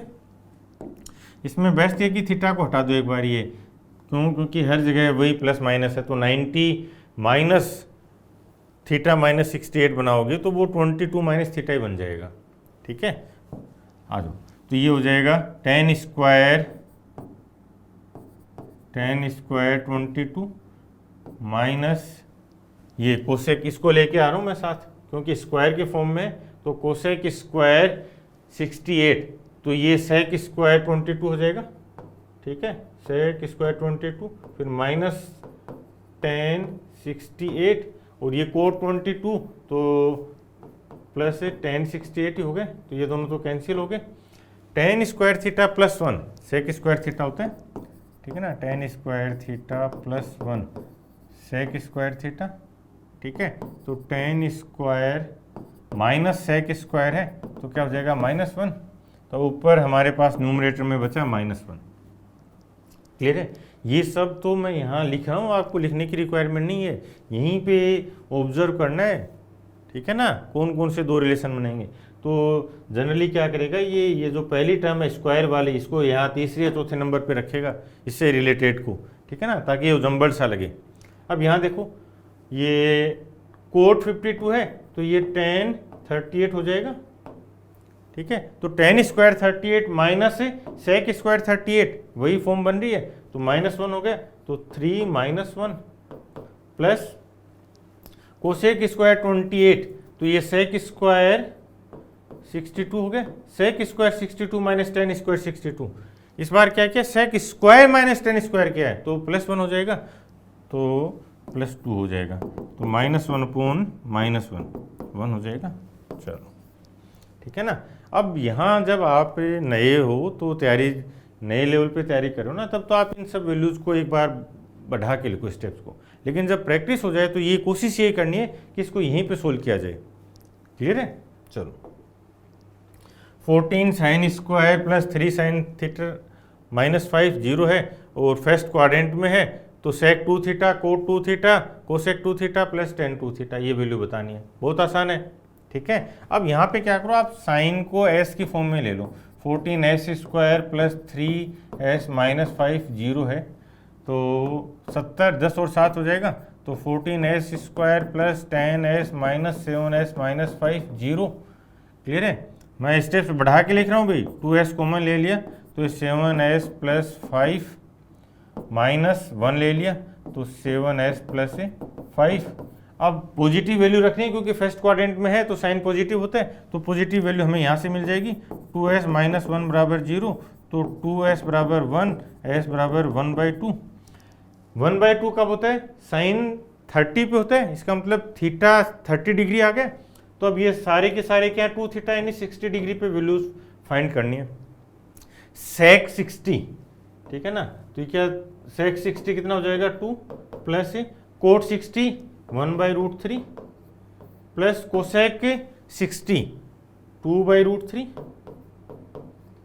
Plus tan 60√3। ठीक है, इसको सिंप्लीफाई करना है, इसको बना दो तो ये हो जाएगा 2√3 प्लस 1 और √3 आ गए। और ये भी दिख जाना चाहिए कि दोनों में √3 बेस में बनेगा, वो कैंसिल आउट होगा, बट फिर भी मैं स्टेप्स बढ़ा रहा हूँ, ठीक है ना। तो 2 प्लस 3/√3 ये कैंसिल हो गया, तो 2√3 प्लस 1/5। ये DI स्टार्ट हो गए। DI में इस टाइप के जो क्वेश्चंस लिए ना, उसमें उसने कैलकुलेशन पूछे और अच्छे क्वेश्चन बनाए। तो ये जो 5 सेट मैं आपको करवा रहा हूँ, उन 5 सेट्स में अच्छे क्वेश्चन हैं, कैलकुलेशन भी अच्छी ली है। लेकिन उनको हमें ये देखना है कि यदि आपको कॉन्सेप्ट्स की क्लैरिटी है कि कॉन्सेप्ट्स कैसे वर्क करते हैं, तो आप इस कैलकुलेशन को ईजी बना सकते हो। ठीक है, आ जाओ। ये 20 में PQRST से बच्चे हैं, टोटल 3000 बच्चे हैं। ठीक है, अब ये बोलता है कि P से एग्जाम में बैठने वाले बच्चे QRS से बैठने वाले बच्चों से कितना प्रतिशत है। ठीक है, अब ये परसेंटेज, तो ये जो वैल्यू है हमारे पास, देखो ध्यान से, ये डिग्री में है या परसेंटेज बोल दो, परसेंटेज में कन्वर्ट हो जाएंगे। ये सारी वैल्यूज परसेंटेज में है। फिर बोला कि जो P है, ठीक है ना, P, ये वैल्यू Q, R और S इनका कंबाइंड से कितने प्रतिशत है। ठीक है, इसका मतलब ये सारी वैल्यूज परसेंटेज, फिर इन तीनों का ये कितना प्रतिशत है, परसेंटेज में पूछा है। अब ये वैल्यू क्या है 3000, ये क्या है एब्सोल्यूट वैल्यू है। ठीक है ना, परसेंटेज में दे रखा है, परसेंटेज पूछा है, तो इस वैल्यू का कोई रोल नहीं है यहाँ पे, इस क्वेश्चन में इस वैल्यू का रोल नहीं है। ये क्या है, ये रेड हेरिंग है, ध्यान रखना। इसने तो 3000 इजी रखा है, अदरवाइज जब ये इसको अच्छा बनाता ना तो वैल्यू बढ़ा देगा, 3, 4, 5, 8 बना देगा। ऐसे ही कैलकुलेशन बढ़ाने के लिए इसने बनाया नहीं है, या और आगे ले चलेगा, थाउजेंड्स में ले लेगा, 34 और 525, ये लो। समझ रहे हो? तो आपको ये क्लैरिटी होनी चाहिए कि कौन सी वैल्यूज रेड हेरिंग है। ठीक है ना, इस क्वेश्चन में ये जो 3000 लिया ना, ये रेड हेरिंग है भाई, एब्सोल्यूट वैल्यू है, जबकि 2 परसेंटेज में बात कर रहा है। तो इसी क्वेश्चन में 2 वैल्यू आ गई जो हमारे लिए रेड हेरिंग थी। समझ रहे हो? आज अब सोल्व कर देते हैं। तो ये एक 60, अब परसेंटेज में क्यों कन्वर्ट करें, इस डिग्री को ही पार्ट कर देना कि ये जो एरिया है, ये बोल रहा है ये जो P का एरिया है ये, ठीक है ना, ये इन तीनों का कितना प्रतिशत है, ये तो बात कर रहा है ये। ठीक है, तो ये फाइंड कर देते हैं, चलो फटाफट ऐड करते हैं। तीनों में डेसिमल भी एक प्लेस पे, तो डेसिमल भी हटाओ, तो 648 ये फाइंड करना है। 80, 70 और 80 कितना हो गया 230, फिर 6.4, 2 और 2.8, 6, 10 और 12, 11.2, तो 230 और 11.2, 230 और ये 11.2 ही बनाना। ठीक है, तो 241.2 जब डेसिमल हटाई दिया, तो ये हमारी कैलकुलेशन आ गई। ठीक है, अब सिंपली हमें ये कैलकुलेट करना है 648 2412 का क्या प्रतिशत है। ठीक है, ये क्लियरिटी होनी चाहिए। और स्पेशली इसमें जो 2 सेट्स मैंने करवाए हैं जो फेज 9 वाले, उनमें भी यहाँ से ये जो पाई चार्ट है ना, बहुत अच्छे क्वेश्चंस हैं यार, वो आपको ज़रूर अपने नोट्स में लेके जाने चाहिए। इसी एक ही DI पे अलग अलग फॉर्मेट में बनाए, ठीक है ना, वो बहुत अच्छे क्वेश्चंस हैं और वो आपको नोट्स में लेके जाने चाहिए। ठीक है, अब देखो, अब इसको कैसे फास्ट कर सकते हैं। ये वैल्यू दिख रही है 24, तो एक तो सबसे पहले तो रेंज में जाना है। रेंज इसने खुद ही, रेंज आपको ना आइडिया नहीं लगना तो यहाँ से देख लेना यार, ये दिखा रहा है कि 25 के आसपास है, ठीक है, थोड़ा सा ज़्यादा है, वो कितना ज़्यादा है, तो सबसे पहले इसका 25% देख लो, 1/4 603 हो गया, ठीक है। तो अब इसको ऐसे लिखो 603 + 45, ठीक है, 2 इसका ये कैलकुलेट करना है, जबकि हमें पता है ये कितना है, ये 25% है, तो अब ये देखना है ये कितना प्रतिशत है, ठीक है। इवन मैंने तो ये संख्या लिखी है यहाँ पे ये, अदरवाइज आपको ये लिखना ही नहीं था, क्या करना था, सीधा केवल यहाँ पे आना था। क्यों? क्योंकि हमने देखा कि 25 से थोड़ा ज़्यादा है और वो भी दिख रहा है यार 600 है 2400 का, मान लो ऑप्शन से नहीं होना तब भी हम रेंज में जा सकते हैं, 600 दिख रहा है 2400 का, तो 1/4 हो जाएगा। क्लियर है? तो डायरेक्ट आपको ये लिखना था, इसका 1/4 कितना हो जाएगा, 603, ठीक है। अब 603 को उड़ा दो, 25% के बराबर हो, कितना बचा, 45 और 2412 का, ये कैलकुलेट करना है। अब और देखो, और रेंज में चलें तो ये 24.1.2 ये कितना है, 1% है, ठीक है। तो इसका डबल करते हैं तो 48.24 ये कितना हो जाएगा, 2%। इसका मतलब 45 ये तो 2% से तो कम है, पूरा 2 नहीं है, तो 27 तो नहीं हो सकता, ठीक है। और 1 से भी ज़्यादा है तो ये भी नहीं हो सकता, लेकिन ये दोनों इसने और क्लोज कर दिए। क्लियर है? अब या तो यहाँ पे आप देख लो कितना कम है, कि 0.1 की बात करें, 0.1 कितना हो जाएगा, 2.412, एक 0.1% होता है, ठीक है। तो 48 में से 2.5 घटाएंगे तो 45 तक क्या आ जाएगा। क्लियर है? तो ये 26.9 ये हमारा आंसर है, ठीक है। 0.4 तक जाने के लिए, ठीक है ना, हमें और घटाना पड़ेगा भाई, ये रेंज क्लियर होनी चाहिए। दूसरा आर्ग्यूमेंट और देख लो, इसको ऐसे भी देख सकते हो आप कि जो 60 है, 603 को मैं रेंज में ले रहा हूँ, चलो 600 कितना है इसका, लगभग 25%, तो 60 कितना हो जाता, 2.5%, ठीक है। तो 45 कितना हो जाता, ये 4 और 3 के रेशियो में, तो 4 25, 2.5 को मैं 25 मान के सोल्व कर रहा हूँ, 25 4 हिस्से हैं तो 6.25 एक हिस्सा है, तो 3 हिस्से कितने हो जाएंगे, 18.75, तो ये 1.875% हो गए अप्रोक्सीमेशन में। क्लियर है? तो 25 + 1.8 यानी 26.87, 26.9 ही हो गई, ठीक है। इसको ऐसे भी देख सकते हो। यहाँ जो मैं परसेंटेज फाइंड करना सिखा रहा हूँ आपको पूरे कोर्स के दौरान, पूरे यूट्यूब में जितने भी करवाएं, और कोर्स में तो मैंने इन पे बहुत ज़्यादा टाइम दिया है कि इन परसेंटेज वैल्यूज़ को कैसे फास्ट किया जा सकता है। यदि वो क्लैरिटी है ना, तभी आप इसको फास्ट कर पाओगे। यदि आप इसको ये सोचो कि मैं इनको 2 से काट दूंगा, फिर 3 से काट दूंगा, फिर 9 से काट दूंगा, फिर 7 के लिए परेशान होता रहूँगा क्योंकि प्राइम आ गया, फिर कभी 13 से कटेगा, तब मैं और ज़्यादा परेशान हो जाऊँगा, टाइम खराब कर दूंगा और माइंड झल्लाता रहेगा, ठीक है ना। और ऐसे करते करते मैं इंस्पेक्टर भी बन जाऊँगा, तो आप गलत सोचते हो यार, ठीक है ना, गलत सोचते हो। आपको कॉन्सेप्ट सीखने हैं स्पीड फास्ट करने के भी, परसेंटेज फास्ट करने के, ठीक है। मैं एक बार इसको दोबारा रिवाइज कर रहा हूँ, ठीक है। हमने इस पूरे क्वेश्चन को समझाता हूँ आपको। ये बोलता है कि P से एग्जाम में बैठने वाले बच्चे QRST से एग्जाम में बैठने वालों का कितना प्रतिशत है। तो इसने हमें जो वैल्यू दे रखी हैं, ठीक है, ये वैल्यू दे रखी हैं डिग्री में। हमें पता है कि हम इस डिग्री को परसेंटेज में कन्वर्ट कर सकते हैं, तो डिग्री और परसेंटेज दोनों इक्विवेलेंट हैं इस केस में, चाहे डिग्री में बात करें चाहे परसेंटेज में बात करें, ठीक है। क्लियर है पॉइंट, पहली चीज। फिर बोलता है कि टोटल जो बच्चे थे वो 3000 थे, लेकिन हमें तो डिग्री परसेंटेज में पूछ के परसेंटेज में पूछा है, तो ये वैल्यू रेड हेरिंग है। इस वैल्यू का इस कैलकुलेशन में, इस क्वेश्चन को सोल्व करने में कोई रोल नहीं है। ये चीज़, ये इंपॉर्टेंट नोट है, डाउन करना।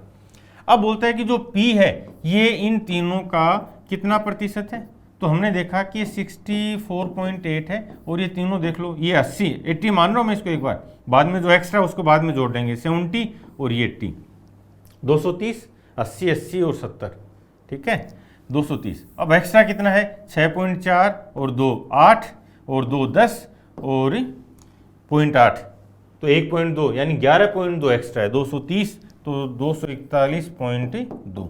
ये डेसिमल दोनों में बराबर है, इसको आपको लिखना ही नहीं था, ठीक है ना। जो क्लियरिटी है कॉन्सेप्ट की वो ऐसी होनी चाहिए थी कि मैं इसको लिखूंगा नहीं भाई। अब जो हमें एक्चुअल में फाइंड करना था इस पूरे क्वेश्चन में, वो केवल ये वैल्यू थी कि 648 है और ये 2120 का कितना प्रतिशत है। केवल ये वैल्यू हमें फाइंड करनी थी, ठीक है ना। आपका जितनी क्लियरिटी, जो कॉन्सेप्ट का रोल मैं बोलता हूँ ना कि कॉन्सेप्ट का क्या रोल है, वो कॉन्सेप्ट का रोल ये है। आप बहुत जल्दी यहाँ पे पहुँच गए उस 3000 को हटाते हुए। नाउ हमने उसको परसेंटेज में कन्वर्ट किया है, ठीक है ना। इनको परसेंटेज में कन्वर्ट नहीं किया, क्यों? परसेंटेज में 4 बार कन्वर्ट थोड़ी करूंगा यार, क्लियर है, ठीक है। जिसको पागल कुत्ते ने काटा होगा वो करेगा ये काम, उस 3000 को थोड़ी काम में लूंगा, क्लियर है।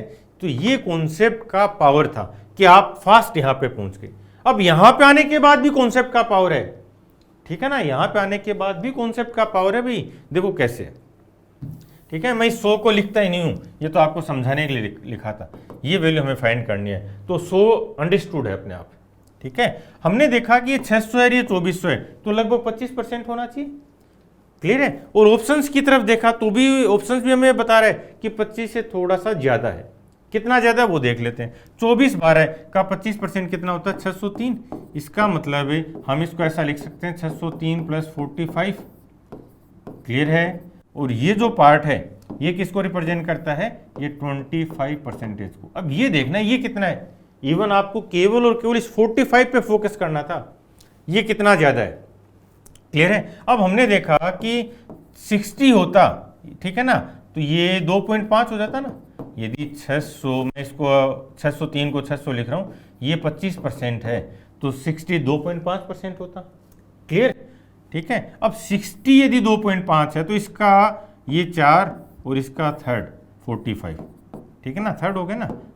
ये जब इसको डेसिमल को हटाओ एक बार, 25 4 के बराबर है, ठीक है ना। तो 3 किसके बराबर होगा? तो 1 किसके बराबर होगा? 6.25। 2 किसके बराबर होगा? 12.5, ठीक है। 3 किसके बराबर होगा?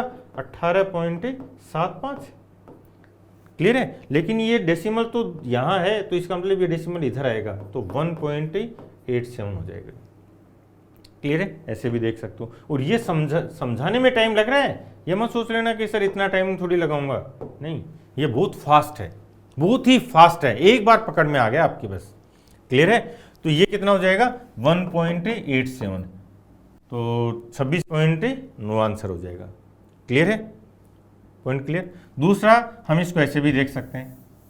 ये क्या किया मैंने ये किया कि डीआई में ये कॉन्सेप्ट आप अपने नोट्स में लिखोगे। कॉन्सेप्ट क्या है कि जब डीआई के, अभी तो क्या इसने एक क्वेश्चन देने शुरू कर दिया, अदरवाइज 5 क्वेश्चन का या 3 क्वेश्चन का जो सेट आता है डीआई का, तो वहाँ पे भी हमेशा ध्यान रखना। और यहाँ इन क्वेश्चन में भी कि जो वैल्यू हमने एक बार फाइंड कर ली उसी को आगे कैसे काम में लेना है, ये स्किल मैं डेवलप करूँगा डीआई में। लिखो ये बात, डीआई में जो वैल्यू एक बार फाइंड कर ली है, ठीक है ना, जो वैल्यू एक बार फाइंड कर ली उसको कैसे बार बार यूटिलाइज करना है, ये स्किल मुझे लेनी है, मुझे सीखनी है, ठीक है। तो हमने क्या किया, हमने देखा था कि 603 25% होता है, तो इसी चीज को हमने काम में ले लिया, क्यों, तो 60 2.5 हो जाएगा और 45 इसका 3/4 है, तो ये 1.87 हो जाएगा, क्लियर। दूसरा देखते हैं, दूसरा तरीका देखो। दूसरा हमने देखा कि 2412 है, ये 100% हो गया, नंबर इट सेल्फ होता है वो 100% होता है। फिर 241.2 ये कितना हो जाएगा? 10%, एक डेसिमल इधर कर दिया, तो 24.12 ये कितना हो जाएगा? 1%, ठीक है। और 2.412 कितना हो जाएगा?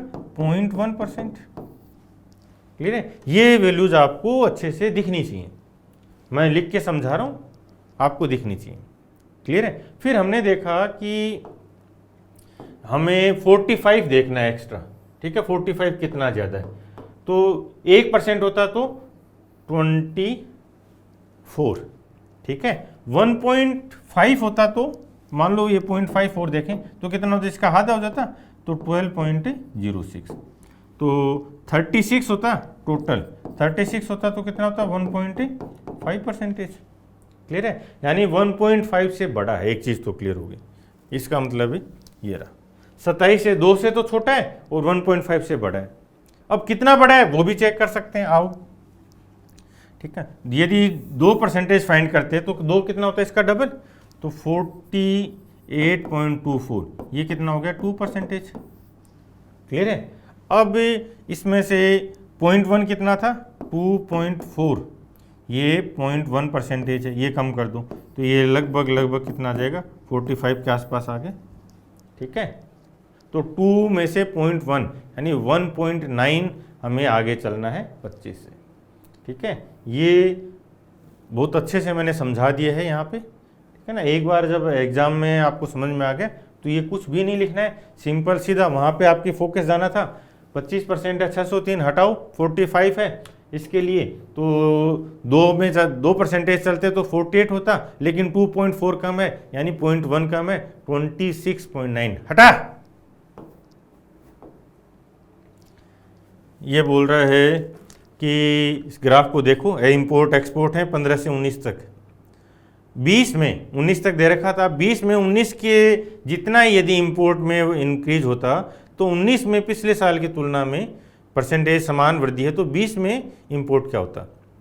अच्छा, क्या बोला इसने, import increase from 19 by same as 19 over previous year. अच्छा ठीक है, क्या बोला इसने कि 19 में जितना प्रतिशत का इंक्रीज है इंपोर्ट में, उतने प्रतिशत का इंक्रीज 19 के आगे हुआ है 20 के लिए, तो 20 में कितना था, 19 के लिए देख लो, 19 के लिए पिछले साल के कंपैरिजन में 25% का बढ़ा है, 80 बढ़ा ना, तो आगे भी 25% बढ़ा दो, 400 का 25% 500, 25% बढ़ा दिया तो 400 का 25% प्लस कर दिया। ठीक है ना, तो 500 हो जाएगा। अब ये बहुत आसान था, लेकिन इससे का जो टाइम है ना, वो ज़्यादातर बच्चों ने इस क्वेश्चन में जो आपका टाइम बचाना था ना, वो ज़्यादातर बच्चों ने क्या किया, जो पिछला क्वेश्चन था ना, यहाँ पे बर्बाद करके निकल जाते हैं। क्यों? क्योंकि एक क्लियरिटी नहीं होती, कॉन्सेप्ट नहीं होते, इसलिए ये पॉइंट बहुत ध्यान से समझना भाई। अब भी, और वो टाइम देना कहाँ था, जो टाइम इसमें नहीं देना था, ये तो आसान था, इसमें आपको पता होना चाहिए। यहाँ जो हमने टाइम बचाया ना, वो किसी और अच्छे क्वेश्चन पे देना था, ताकि हम 25 में से 25 का स्कोर कर सकें। चलो इसको देख लो ग्राफ को, ये 19 और 20 के लिए ABCD दे रखे हैं। 20 में डीलर डी द्वारा बेची गई मोटरसाइकिल 19 में डीलर सी द्वारा बेची गई का कितना प्रतिशत अधिक है। 20 में डी का 19 में सी के लिए, 20 में डी का और 19 में सी का कितने प्रतिशत ज़्यादा है, 110 ज़्यादा है, यानी 11 ज़्यादा है 25 पर, तो 100 पर 44 ज़्यादा हो जाएगी। हटा, ये भी आसान था। इन दोनों क्वेश्चंस में जो हमने टाइम बचाया ना, वो टाइम आपको जो क्वेश्चन, जैसे एक तो एवरेज वाला अच्छा था, कैलकुलेशन थी, और 1-2 परसेंटेज वाले जिनमें कैलकुलेशन थी, उन क्वेश्चंस पे देना है, या कोई अच्छे क्वेश्चन जो नए आ जाएं जो आपको नहीं आते हों। ठीक है ना, तो वो टाइम यहाँ से बचाओ और वहाँ पे लगाओ। ऐसा नहीं कि जो कॉन्सेप्ट वाले क्वेश्चंस हैं और उन्हीं पे आप टाइम ख़राब करके जा रहे हो। ठीक है, ये टेलीग्राम है, ये ज्वाइन कर लो। इन सब क्वेश्चंस की विद सॉल्यूशन PDF अपलोड करवाऊँगा। ठीक है ना, विद सॉल्यूशन। तो ये टेलीग्राम ज्वाइन कर लो और अपने दोस्तों में शेयर भी करो। हम पूरी टीम आपके लिए बहुत मेहनत करी है, तो आपका फ़र्ज़ बनता है कि आप अपने दोस्तों को बताओ, शेयर करो, लाइक करो। और ये ऐप है, ठीक है ना, इस पर बहुत सारी PDFs हैं, ई-बुक्स हैं। ठीक है, GK की, इंग्लिश की, मैथ्स की, इन सब की ई-बुक्स भी अवेलेबल हैं, PDF हैं। तो आप इनको डाउनलोड करो, इनसे अपना इम्प्रूव करो, और ऐप डाउनलोड करके एक अच्छा सा रिव्यू लिखोगे और एक 5 स्टार रेटिंग देनी है। ठीक है, जो हमारी मेहनत है उसके सामने आपका इतना सा फ़र्ज़ ज़रूर बनता है कि अच्छी रेटिंग दो और रिव्यू लिखो, हमारी मेहनत को अप्रिशिएट करो, और अपने सिलेक्शन को, अपने टॉपर बनने को, जो अपना टारगेट है आपका, जो आपने गोल डिसाइड किया है, उसको भी लिखो, मेंशन करो कि ये बनने आया हूँ और ये बन के जाऊँगा। ठीक है, तो मैं उम्मीद करूँगा आप सब खूब मेहनत कर रहे होंगे, और जो आपके माँ बाप ने, पेरेंट्स ने जो सपने देखे हैं उनको पूरा करने के लिए 1 साल 2 साल का टाइम बहुत छोटा है यार।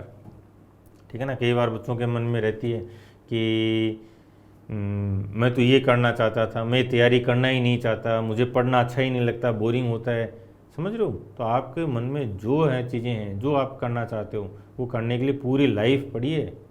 और एक बार यदि आप इंस्पेक्टर बन जाओगे तो आपको लोग देखेंगे, सुनेंगे और आपको समझेंगे और ये बोलेंगे कि इसमें औकात थी, इसमें कुछ था, दम था इसमें, जो आज इसने इंस्पेक्टर की नौकरी अचीव की है। फिर आपको जो पैरेलल करना है करते रहो, या पैरेलल नहीं भी करना, आपको लगता है कि नहीं अब मैं तो छोड़ूंगा, तो छोड़ देना यार। 1 साल दे सकते हो आप अपने पेरेंट्स के लिए, अपने फ्यूचर के लिए। Thank you.